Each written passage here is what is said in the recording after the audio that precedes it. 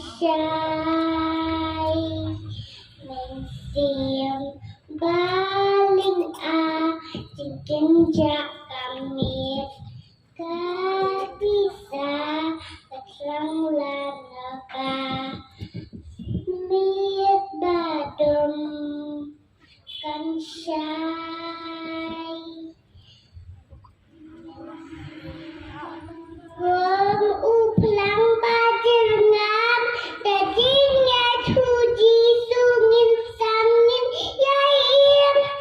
lakalin tiga juat nyintiang nyintiang langi oh lakat maka lat maka kacur yang banyale langit basya lendak kikmat bani uyang nama jambi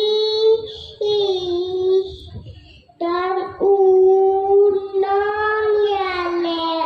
ngabenta jambi langit langit langit ulang kali kisah kecil syai. Alhamdulillah